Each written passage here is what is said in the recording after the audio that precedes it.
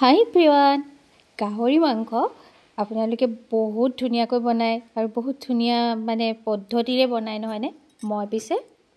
শিকি আছোঁ বাৰু তথাপিও মই আজি আকৌ মোৰ পদ্ধতিৰে বনাইছোঁ বাৰু অকণমান কিন্তু কেইটামান কথা শিকি লৈ বনাইছোঁ চাবচোন বাৰু আপোনালোকৰ মতে হয়নে নহয় গাহৰি মাংস বনোৱাটো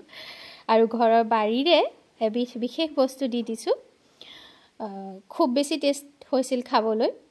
ভাবিলোঁ আপোনালোকৰ লগতো শ্বেয়াৰ কৰোঁ আৰু যদি আপোনালোকৰ কিবা মতামত থাকে মোক কমেণ্টত জনাবলৈ নাপাহৰিব দেই এয়া মোৰ ৰেডি হৈ গ'ল গাহৰি মাংস ঠাণ্ডা দিনত একদম স্পেচিয়েলি গাহৰি মাংস খোৱাৰ মানে দিন আৰু নহয়নে একদম কি যে বস্তু ওলাই থাকে শাক পাচলিবোৰ আৰু এয়া লৈ ল'লোঁ গাহৰি মাংসখিনি অকণমান মানে অইলটো বহুত বেছি লোৱা নাই মাজে মাজে দিছোঁ আৰু এতিয়া প্ৰথমতে গাহৰি মাংসখিনি প্ৰেছাৰ কুকাৰত বইল কৰি ল'ম পানীটো পেলাই লওঁ বহুতে ডাইৰেক্ট বনায় কিছে মই সেইটো সাহস কৰিব পৰা নাই বাৰু দেই লগতে দি দিলোঁ নিমখ আৰু এয়া বস্তু এটা দি দিছোঁ এইটো হ'ল জাব্ৰাং নে কি কয় মই বজাৰত পাইছিলোঁ বড়ো বাইদেউ এগৰাকীয়ে মোক দি পঠাইছিলে যে শুকুৱাই থ'বলৈ দিছিলে আৰু এইটো মই দিয়ে বুলি জানো কিন্তু মই এইবাৰহে প্ৰথম ব্যৱহাৰ কৰিছোঁ আৰু এতিয়া সেইখিনি প্ৰেছাৰত বইল কৰি হওঁ মানে মই আপোনালোকক মোৰ বাৰীখনলৈ লৈ আহিছোঁ মই কি ছিঙি ল'বলৈ আহিছোঁ জানেনে সেয়া হ'ল আদাৰ পাত দেখিছেনে মই এনেকৈ মোৰ অকণমানি ঠাইখনত এনেকৈ মই কৰি থওঁ আচলতে এই ঠাইখনলৈ অহাৰ পিছৰ বছৰৰ পৰাই আমি আদা ৰোৱা আৰম্ভ কৰিছিলোঁ 2 বছৰমান আদা নিকিনাকৈ খাব পৰা হৈ গৈছিল কিন্তু মাজতে একেবাৰে উঠাই পেলাবলগীয়া হ'ল ঘৰ বনোৱাৰ সময়ত আৰু যোৱা বছৰৰ পৰা আকৌ অলপকৈ দিছোঁ আদা যদি এনেকৈ দি থোৱা থাকে একদম মানে বছৰটো নিকিনাকৈ খাব পাৰি দেই পাত কুমলীয়া পাতখিনি মই লৈ আহিলোঁ চাৰিও চাইডে আদাই ৰুই থোৱা আছে বাৰীখনত আৰু আদা পাত ছিঙি ল'লোঁ দেখিলে এতিয়া আকৌ জলকীয়াও লৈ লওঁ জলকীয়া দেখিছেনে কেনেকৈ মুখাকৈ একেবাৰে লাগি আছে মোৰ ঘৰত জলকীয়া মানে একেবাৰে চাৰিওফালে জলকীয়াই ক'ব পাৰি য'তে ত'তে পুলিবোৰ দি থোৱা আছিলে আৰু এয়া জলকীয়া লৈ আহিলোঁ আৰু এতিয়া এইখিনি ঠিক ঠাক কৰি ল'ম ইফালে মোৰ এই গাহৰি মাংসখিনি হৈ গ'ল এইখিনি এতিয়া এটা চালনীৰ খৰাহী এটাত এনেকৈ কাঢ়ি লওঁ আপোনালোকে কেনেকৈ বনায় বাৰু মোক জনাবচোন মই পিছে নিজে চোৱা বা জনা হিচাপত বহুত ধৰণে গাহৰি মাংস বনায় মই খাইছোঁ বাৰু বহুত ধৰণে কিন্তু মই সদায় চেষ্টা কৰি থাকোঁ সেই পাকটো উঠাবলৈ আৰু কেৰাহী এখন পাতি লৈ তাতে মাষ্টাৰ্ডল এচামুচ দি লৈ প্ৰথমতে বইল কৰা গাহৰিখিনি দি দিছোঁ দেই দি অকণমান সময় এনেকৈ ভাজিছোঁ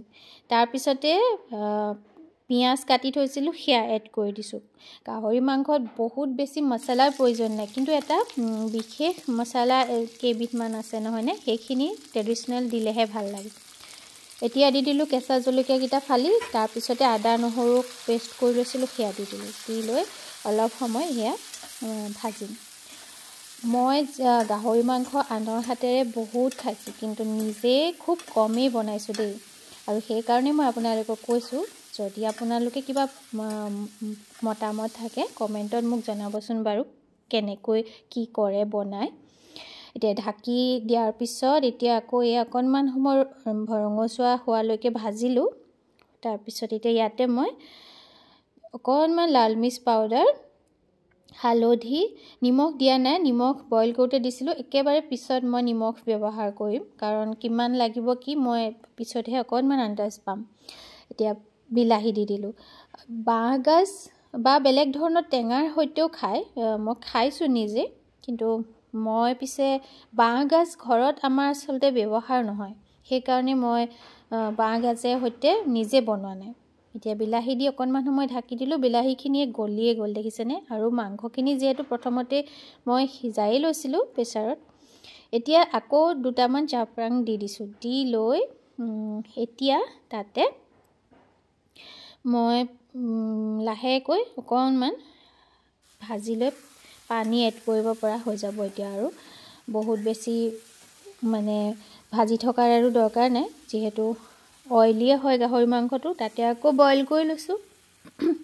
বাৰু এইখিনিতে আপোনালোকলৈ অশেষ ধন্যবাদ জনাইছোঁ মোৰ ভিডিঅ'বিলাক চাই আপোনালোকে কমেণ্ট লাইক কৰি মোক অনুপ্ৰাণিত কৰাৰ বাবে নথৈ সুখী হৈছোঁ। আশা কৰোঁ সদায় আপোনালোকৰ এনেকৈ সঁহাৰি পাই যাম আৰু মতামতবিলাকো পাওঁ। আৰু এয়া পানী দি দিলোঁ, দি লৈ ইয়াতে মই সেই যে আদা পাত আনিছিলোঁ সেইখিনি এনেকৈ দি দিম। মই আপোনালোকক কৈছিলোঁ নহয় মই শিকিছোঁ বুলি সকলোৰে পৰা। মই কিন্তু আশা কৰিম এটা কমেণ্টৰ দেই, আপোনালোকে মোক নিশ্চয় কমেণ্ট কৰি অনুপ্ৰাণিত কৰিবচোন। গাহৰি ভাল নোপোৱা মানুহ প্ৰায় মানে যিখিনিয়ে খায় আৰু দেই সেইখিনি কথাই কৈছোঁ, মানে সকলোৱে ভালেই পায় আৰু এতিয়া অকণমান নিমখ চাই লৈ মই ইয়াতে এড কৰি দিলোঁ। এয়া চাওক একেবাৰে গ্ৰেভিটো ঠিক হৈ আহিলে, মানে ডাঠ হৈ আহিলে। এয়া চাওক হৈ গৈছে একেবাৰে। লাষ্টত একেবাৰে মই এয়া ধনিয়া পাত দি দিছোঁ। ধনিয়া পাত দি দিলে আৰু ছিজনৰ লাগিছেনে আৰু সোৱাদৰ তুলনাই নোহোৱা হয় নহয়নে? পিছে এতিয়া একেবাৰে গৰম গৰম ভাতৰ সৈতে খোৱাৰে কথা। লোভ লগা হৈছেনে নাই বাৰু চাওকচোন। গাহৰি মাংস বনাবলৈ যে বহুত মা মছলাৰ দৰকাৰ নাই, কিন্তু পাকটো হ'লেই ভাল হয় নহয়নে খাবলৈ।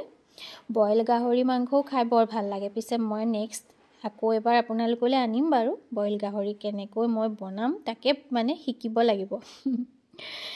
এতিয়া এটা বাউললৈ বাঢ়ি লৈছোঁ।